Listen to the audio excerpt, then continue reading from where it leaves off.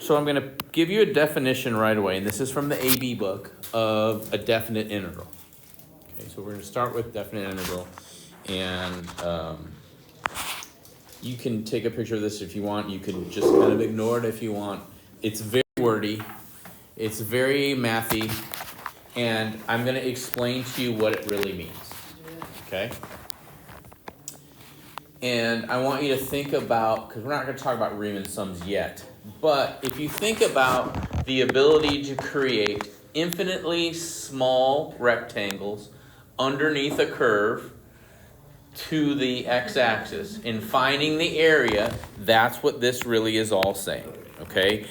And that the change in x as you move along and you make your little shapes smaller and smaller and smaller and smaller and smaller. And then you have the y that goes with it. And then you add the areas of all those little shapes up together. You get a combined area underneath the curve. And that equals the definite integral. Okay? We'll talk about this more later when we get into Riemann sums in the second part of chapter 6. But the long story short, all of this is saying this.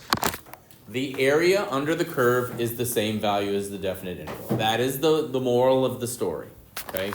Getting into the mathy, weedy part of it is not something we need to spend any time on today. But just understand that this is sort of the definition as the limit approaches infinity of n.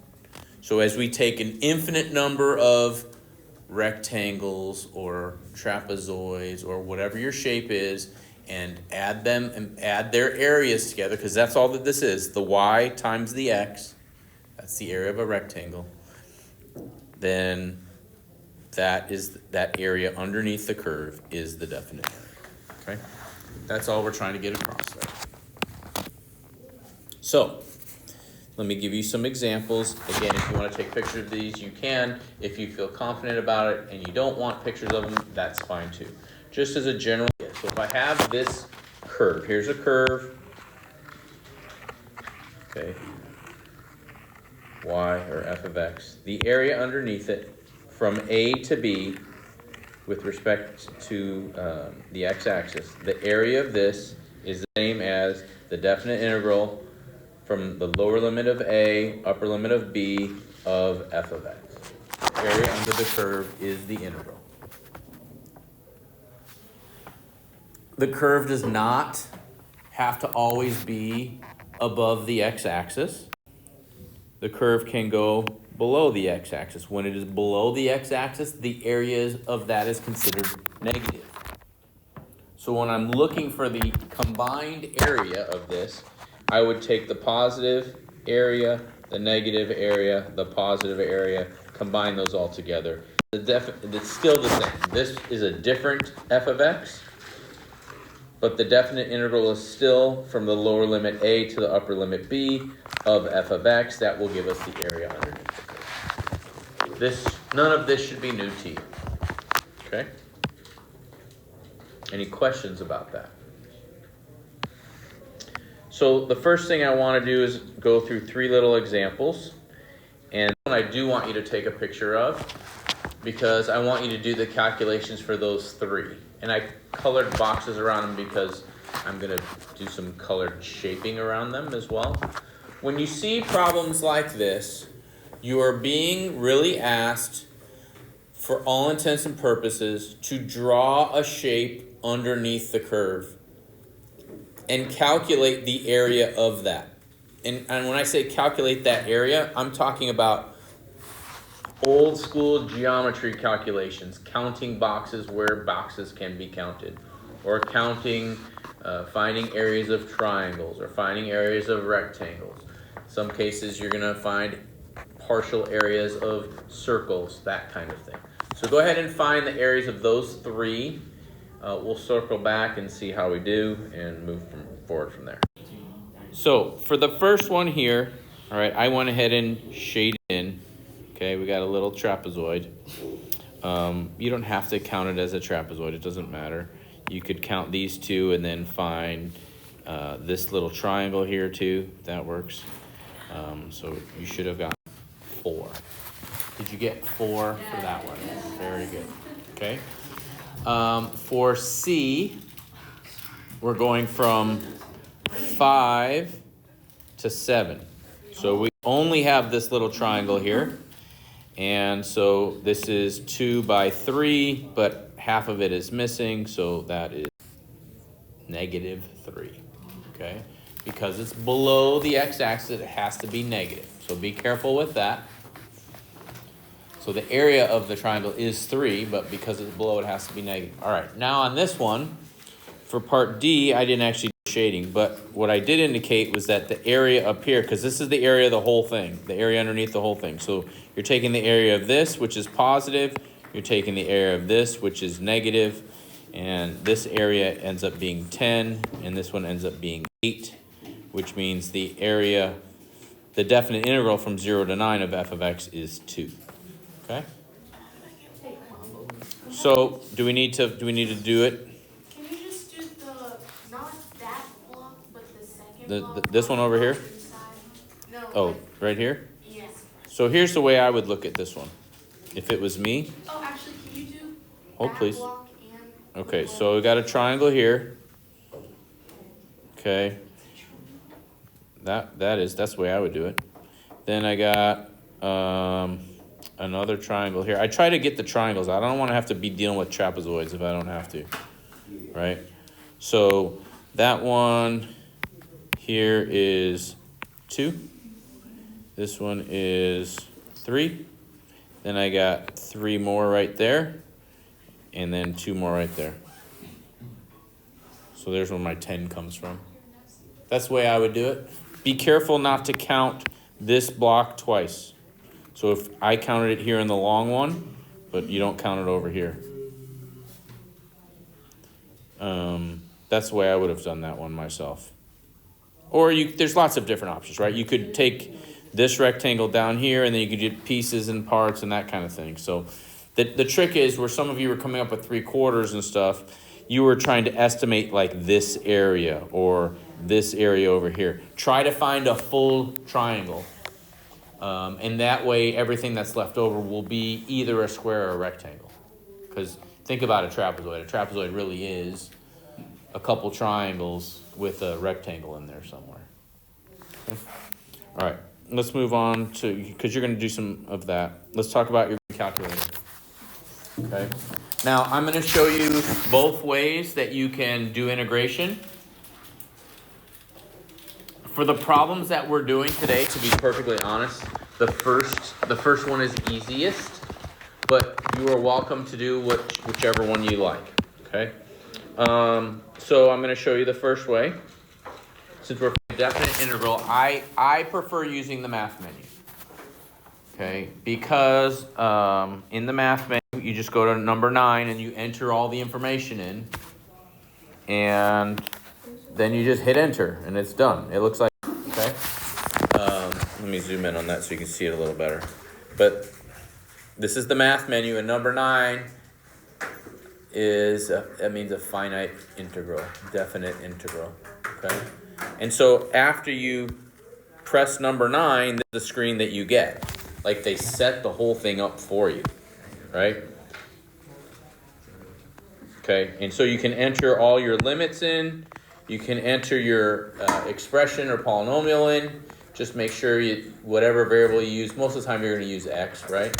Just make sure that you have that same variable there, otherwise it could mess you up. All right. To me, that's the easiest one to do, and then after you type it all in, hit enter, and it will give you your answer. Okay, that's the first way. The second way is if you want to use the y string, there's a lot more work to it. Okay. Now that being said, sometimes you're going to need it because, not necessarily now, but later we're going to need it. Okay. So we're going to enter your equation into the y equals screen. Okay. Pick one of the y's. It doesn't matter. Then you've got to get to the calc menu. Second trace is how you get to that. And then we're going to option 7. Okay. Enter the lower limit, upper limit, press enter, and here's what that would look like. So once you get to the calculate menu, that second trace, here's your integral, okay? So this is actually an if. They even give you they fill it in. Oh, you guys didn't use this before? No, we always use the first one. Oh, okay. Well, so yeah, so that. Okay, we're going to use this one. I will tell you, we're not going to use this one so much now because the math menu one is the easiest one to use. But we're going to use it second semester quite a bit, actually. When we get into some of the other topics that we're going to be studying that are BC topics, you're going to have to use this, okay? And I'm definitely going to show you how to use that and do those kinds of things, okay? Obviously, this only works when you can get a variable by itself. If you can't get a variable by itself nicely, this isn't necessarily going to work. But anyway, here's what, so we'll look at this problem I want you to do. If you want to experiment, since you've done the math menu before, if you want to experiment with the y equals screen to do this definite integral, feel free. Okay, and then I kind of want to talk about how to recognize when you need to use your calculator versus being able to just straight up integrate it. Okay, this one you can just straight up integrate it. It's really not that difficult, but I wanted to use this one just for a calculator example because it's easy to enter. Let's look at both ways. Obviously, here's one way, the way you've learned before apparently. You just type it straight in, it gives you the answer. Here's what it would look like on the other side, okay?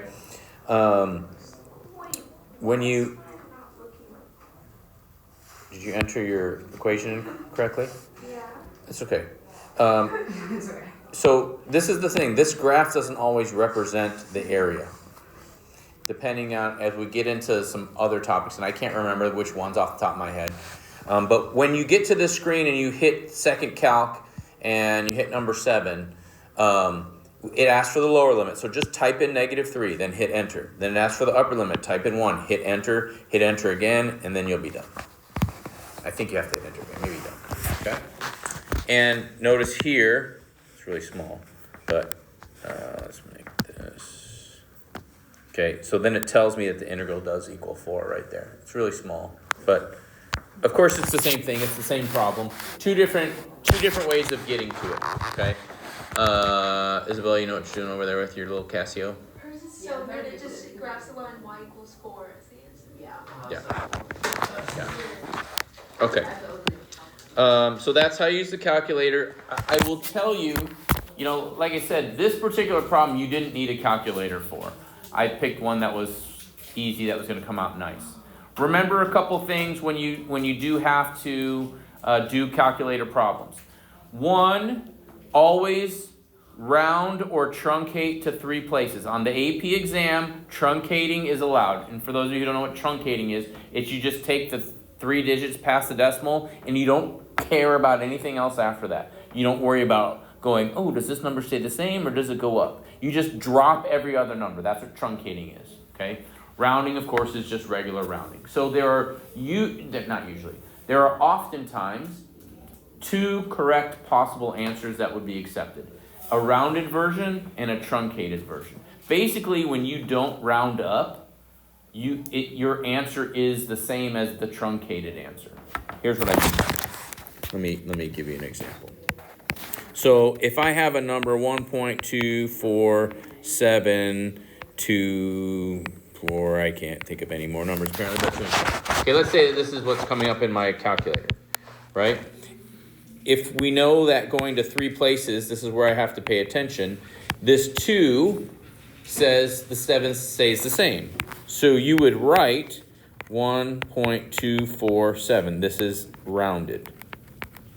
Well, truncating means just drop everything else after that. It just so happens that the rounded and the truncated answer are the same. Okay, that's the difference. If my number was 1.2476, right, rounding would take this up to an 8, truncating would leave it as a 7. The AP test does not care which one you do. However, it's got to be 3 places. Don't make it 2. Don't make it 4, make it 3. All right. Next, fundamental theorem of calculus. Basically what this is saying, and kind of the reason why we didn't do that last problem by hand is because in theory we didn't know this yet. Okay? If you take the definite integral of a derivative, you get that original function from b to a. And so that would just be f of b minus f of a. Because the integral and the derivative are inverses, this I like to think of it that the one page that I showed you from the AV book is the true definition of integral, but I kind of think of the fundamental theorem of calculus as the definition of a definite integral. Okay, it's really the rule. It's a theorem. It's not technically a definition. I get that sometimes those words feel like the same thing, even though they definitely mean different things. But the fundamental theorem of calculus basically says when you take the integral of the derivative, you get f of, and then from b to a. Okay.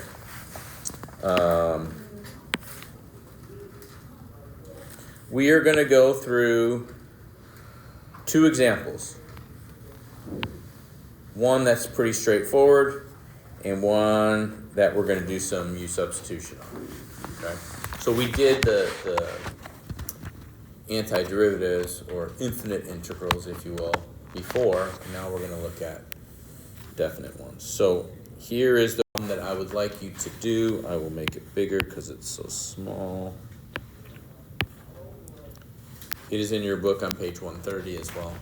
Go ahead and calculate that. Please go. If you see the word evaluate or calculate as part of the directions, that's when you generally go calculator. Grab my calculator, punch it in, good to go. Okay. Otherwise, you got to do it. So,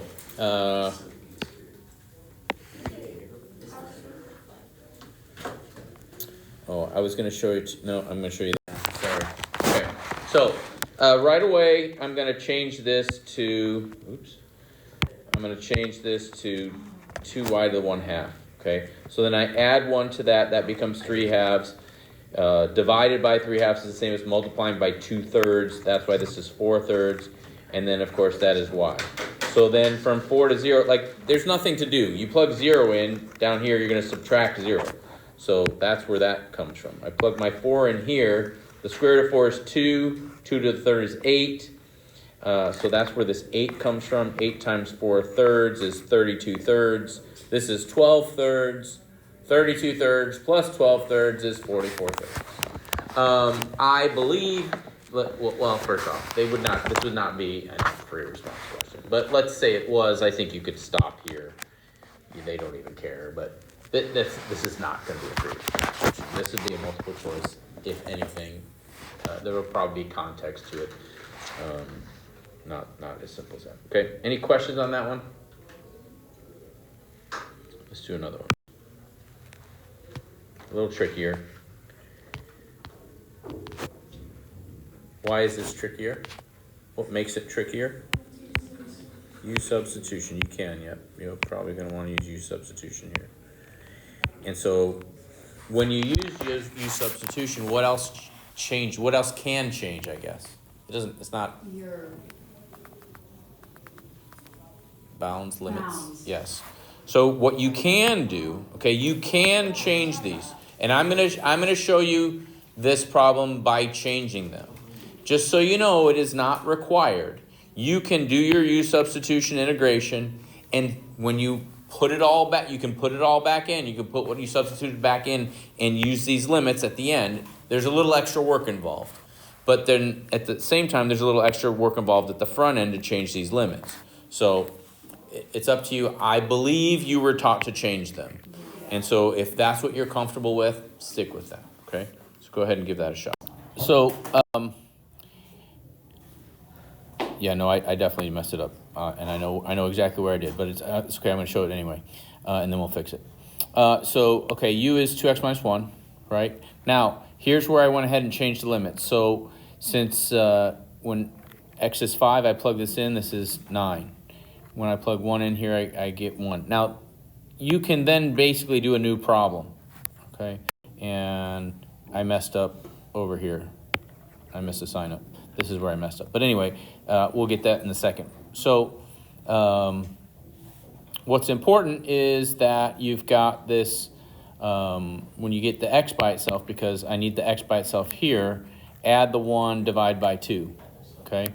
And then when I take the derivative of both sides, I have this extra 1/2. So that's what this 1/2 is here. This is the extra 1/2 du. And then my x, and then my u to the negative 1/2. Okay, and so now I have to distribute all of this. So this is 1/4 u times u to the 1/2. So that's 1/4 u to the 1/2.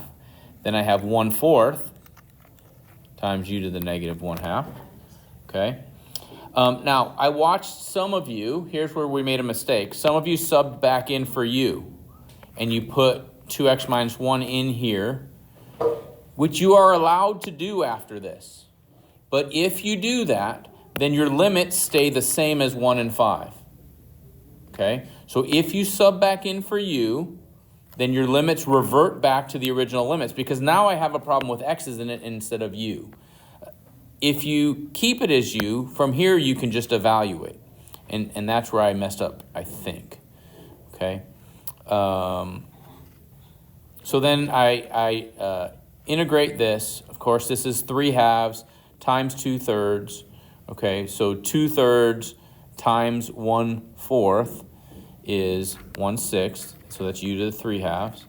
And then again, I add my 1, and so I multiply, or I end up multiplying by 2 because I'm dividing by 1/2. So that's where this 1/2 comes from. And here's where I think I messed up right here. I think I messed up this sign right here. And so that's why I think this is wrong. And so I think this is supposed to be a minus. Let's double check that. Okay, so when I plug my 9 in, I get the square root of 9 is 3, cubed is 27/6, plus 3/2. Okay, so that when I plug the 9 in, I'm fine here. Then I'm subtracting the whole thing. And so maybe it's better, maybe you'd like it better if I went like this. And then I could leave it like that. Right, because when I plug 1 in here, this is 1/6. When I plug 1 in here, that's 1/2. So that's where I made my mistake. And so that's 3, 9, 36, 6 minus 1/3. So, I mean, 35, or no, sorry. 6 2/3. Yeah? Which is 20/3. Where did I mess up? So that's 3, 6. Oh, I'm sorry. I know exactly what I did. I subtracted those. Strike that. Start again. Okay. So this is still 6 minus 4, 6 2/3. 6 minus 2/3, right? So 5 1/3? Yeah. 5 1/3, which is 19. Wait a minute. No. 16/3, my bad. Okay. 16/3 final answer. Yes. Sorry about that. Okay, so again, this is 9/6, which is 36/6, which is 6. So all this here is 6. And then 1/6 plus 1/2, right? This is 3/6. So this is 4/6, which is 2/3. So 6 minus 2/3. 5 1/3. I'm going to finish real quick. Just the last thing I want to go through, I know I messed that up. This is the start plus accumulation method. All this is really saying, and apparently this is common on the exam, is that sometimes you can rearrange this around. So like for example here, if you add the f of a to the other side, you get the new form of it. So what will happen in some of these problems is you'll have, instead of just finding this straight up like we've been doing, they'll give you one, and they'll give you another, and you got to find the missing one. So you have these three pieces, right? The integral is one piece, the first subtraction, and then the second subtraction, second number being subtracted. So I'm going to fly through this because otherwise we'll run out of time, and we can revisit it on Friday. But this problem here, they give us the derivative. Okay, they give us f of 0. So in reality, and we're trying to find f of 2, so they're telling us what your limits are, 0 and 2. And when we take the integral of the derivative, I get f. So these really cancel out. This is 4, and so what I can do is just substitute in here. Okay, so I can take the integral of this, which gives me that, evaluate from 2 to 0, and f of 2 equals 18. On Friday, I'll go through this slower, okay? But this is the rest of it. I'll go through this again one more time, and then that particular problem, and then you'll have the rest of the time to work.